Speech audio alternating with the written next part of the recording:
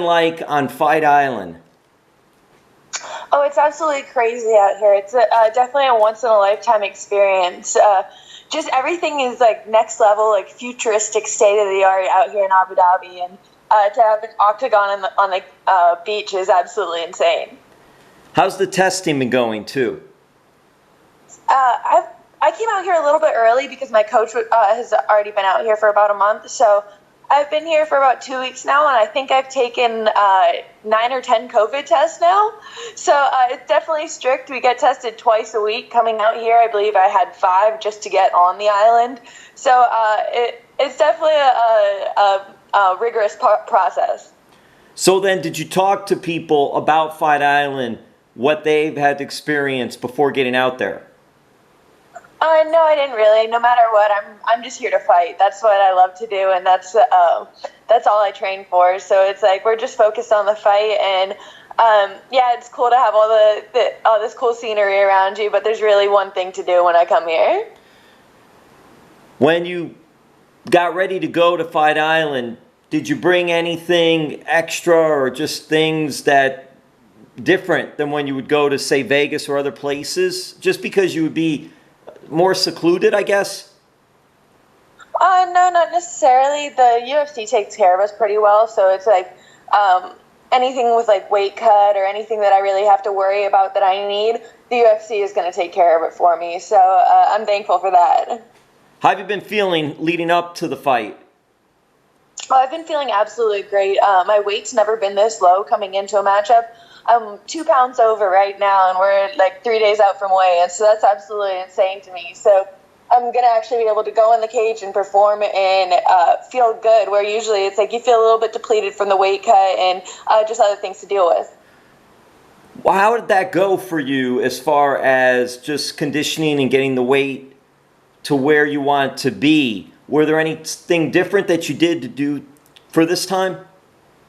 Well, actually, this camp, I haven't been with American Top Team anymore, so I'm just working with Dean Thomas strictly, and he literally just he bought a house, and my main training partner, Jose Shorty Torres, he lives with him, and we've just been training in Dean's garage the whole time, so it's like working out in a hot South Florida garage. I feel like that's really helped keep my weight down.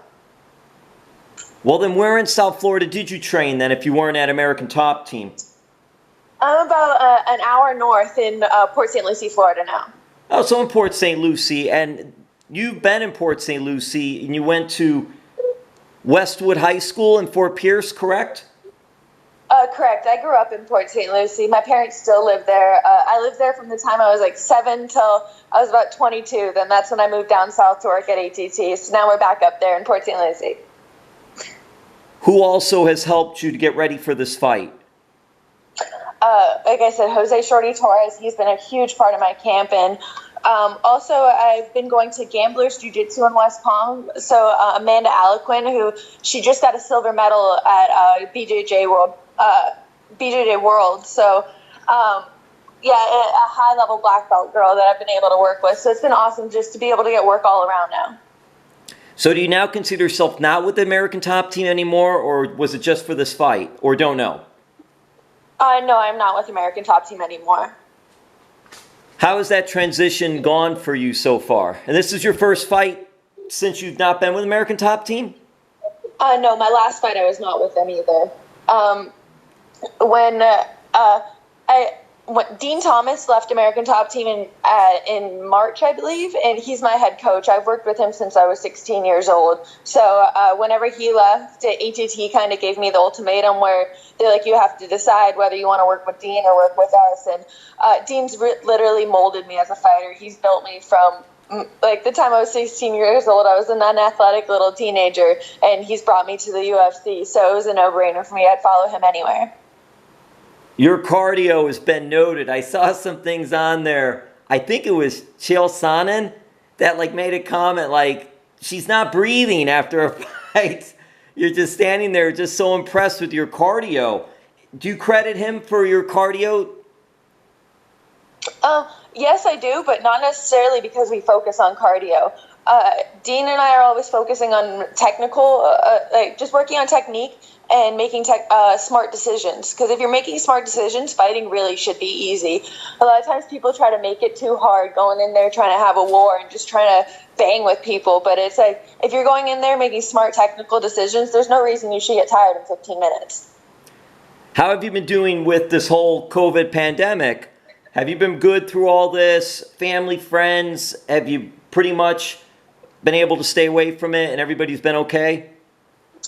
Yeah, everybody's been fine, and especially with the unique training situation that we have right now, where it's like we're pretty secluded, where it's just me, Dean Thomas, and Shorty Torres. So it's like we're not really seeing too many people. We're keeping our training partners to a minimum, and we're still getting the work in that we need. Where does a win with this fight with Poliana take you? Currently I'm ranked number 15, so hopefully it pushes me up a little bit. If not, then I'm looking for any girl 1 through 14, and I want one of those for my next matchup. Who did you bring with you to Fight Island as far as coaches or anyone else? Just Dean Thomas. He's the only one who's usually in my corner, and he's the only one I need. That's interesting because it's just one person then in your corner, but that's something that you're always familiar with? That's something that's normal with you? Yeah, majority of my UFC fights, I've only had Dean in my corner. And no matter what, when the cage door closes, I'm in there, like, I'm making my own decisions. I'm in there by myself. Even, like, Dean, he won't talk much during the fight. He won't give me that much advice because he wants me to make my own decisions, and he wants me to fight my fight. How do you like that? And I guess you're comfortable with that. Oh, I absolutely love that, and I feel like it's necessary to make it to a world champion level. Like I said, at the end of the day, when the cage door closes, it's just you and her in there. So, yeah, it does help to have a coach screaming something at the side, but I need to learn to make my own decisions, and I'm learning to do that at the highest level right now. And do you feel more comfortable in doing that because now as you're progressing, you're getting older, you're having more fights, and your last fight was a victory. So do you feel like that's also a good learning curve for you? Oh yeah, 100%. It's just it's an obstacle. It was an obstacle at first, but now it's just going to push me further. So, like I said, just making smart decisions in the cage is all I focus on because try to make the fight easy as possible for me. Well, Gillian, was that harder in your first few fights because it's so new at that time? Was he providing a little more talk during those fights, or no? Was the process even from the beginning? Oh, no, that was the process from the beginning. He trusts me, and he knows that we put in the work in our camp. So it's like we put the work in the 6 weeks before. There's no reason to be screaming at the side of the cage then. Will you be having the Canadian flag with you? Of course. Oh, I won't be walking out to the cage with it. I don't like to have anything when I'm walking out. I just like to be focused. But after the fight, I'm always repping the Canadian flag. That's my home country no matter what. And now you're also repping Port St. Lucie? Yes. Like I said, I grew up in Port St. Lucie, so that's a hometown for me too. Really, Niagra Falls and Port St. Lucie are my two hometowns. We got to get you a Port St. Lucie flag. It's so interesting, too, with your career because so much history you've already made, and you're still very young to this sport, and you're working very hard, and success is coming to you in these submissions.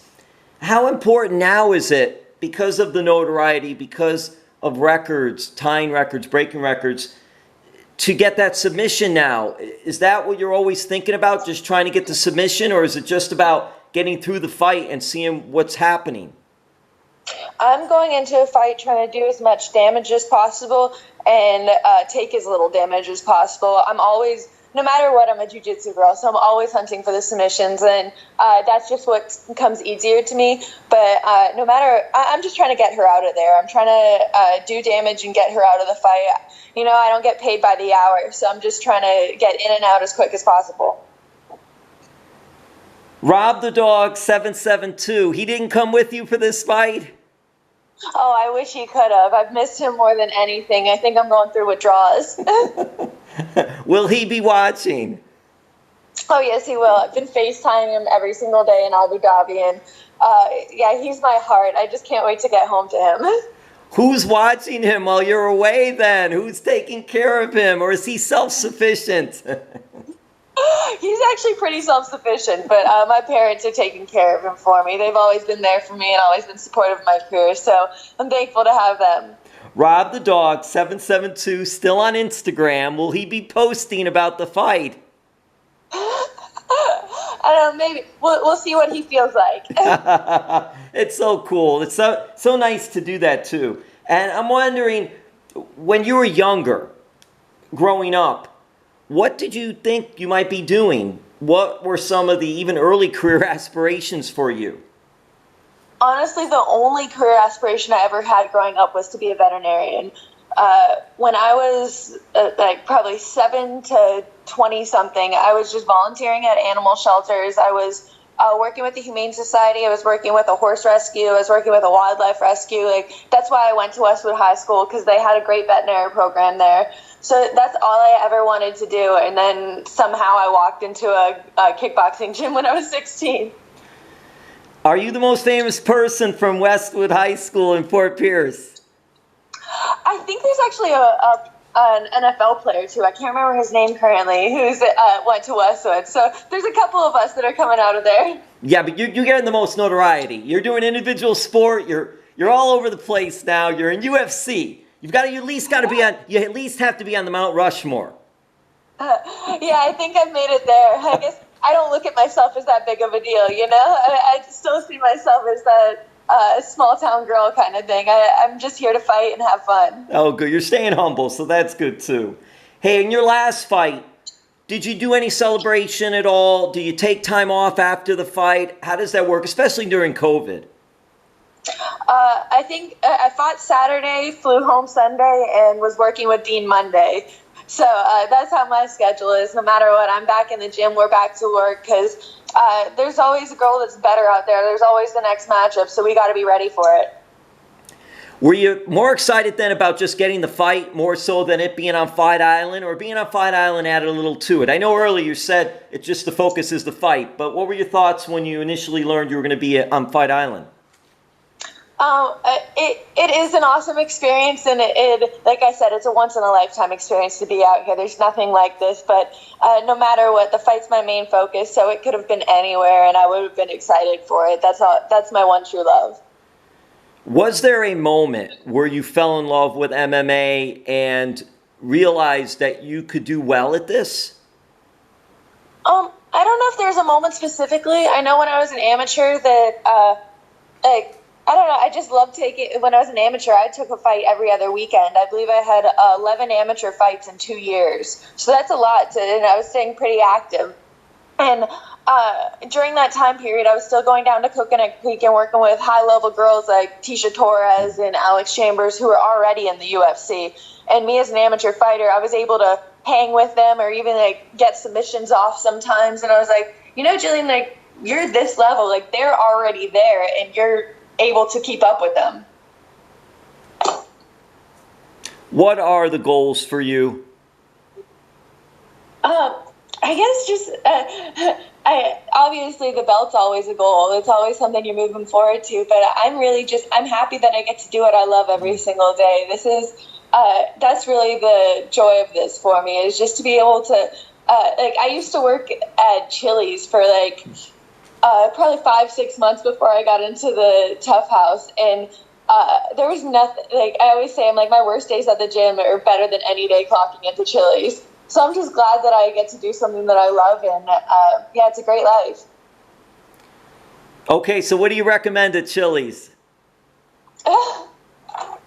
Don't work there.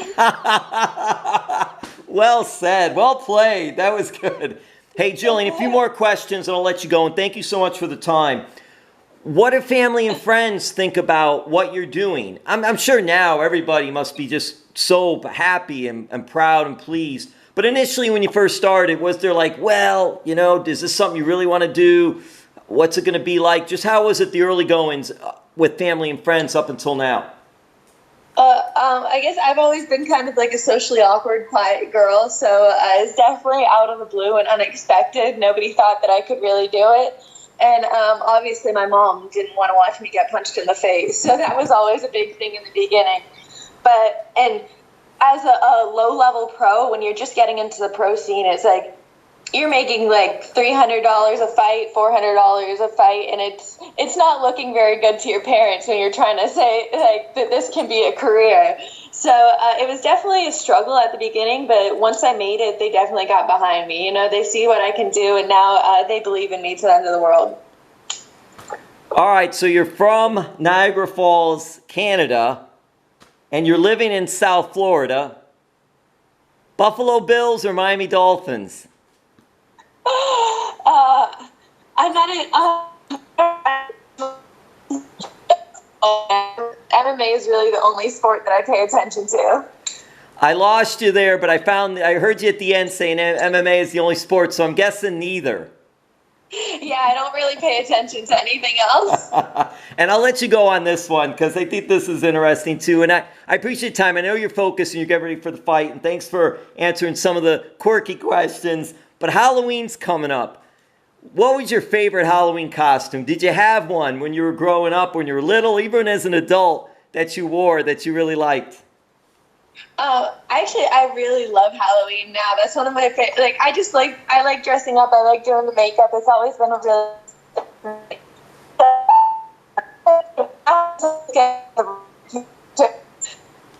area, and what I'm looking at this year. So I think that's a cool one. Jill, I lost you on there. So just what was it that you were looking at that you thought was really cool?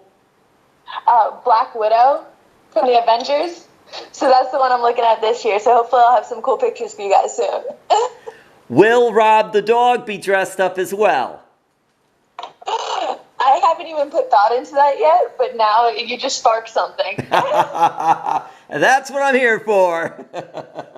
All right. Hey, Gillian, thank you so much. All the best on your fight.